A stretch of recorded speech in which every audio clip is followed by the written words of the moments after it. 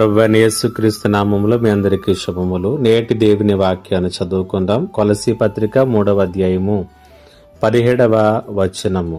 మరియు మాట చేత గాని క్రియ చేత గాని మీరేమి చేసినను ప్రభువైన యేసు ద్వారా తండ్రి అయిన దేవునికి కృతజ్ఞతాస్తుతులు చెల్లించుచు సమస్తమును ఆయన పేరట చేయుడి.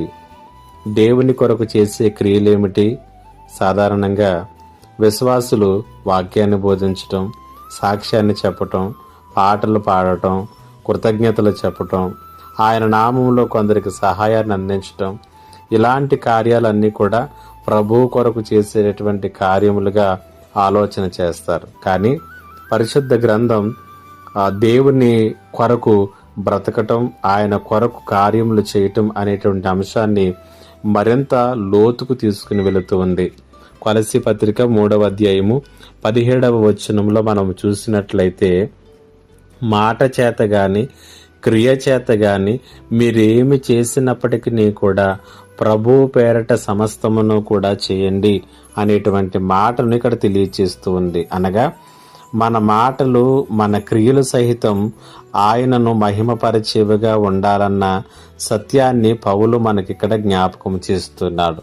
కాబట్టి ఈ మాటలు వింటున్నటువంటి ఒక విశ్వాసిగా నీ మాట, నీ ప్రవర్తన, నీ క్రియ, నువ్వు ఉద్యోగం చేస్తున్నటువంటి స్థలంలో, నువ్వు చేస్తున్నటువంటి వ్యాపారంలో, నీ సహవాసాలు, ఇవన్నీ కూడా దేవునికి మహిమకరంగానే ఉన్నాయా?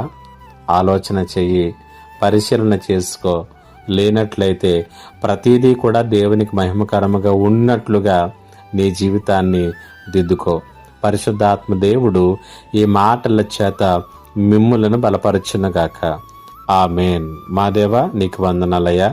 ఈ మాటల చేత ప్రతి ఒక్కరిని కూడా బలపరచమని, అనేక మార్లు నీ కొరకు బ్రతకటం అంటే, నీ కొరకు ఏదైనా చేయటం అంటే సాక్ష్యం చెప్పడము, బోధించటం అనుకుంటాము. కానీ నీ కొరకు బ్రతకటం, కార్యాలు చేయటం అంటే మా క్రియలు, మా ప్రవర్తన సమస్తమును కూడా నీకు మహిమ తెచ్చేటటువంటివనే సంగతిని మాకు తెలియచేశారు. ఈ మాటల చేత ప్రతి ఒక్కరిని బలపరచమని యేసు నామములో అడుగుచున్నాను తండ్రి.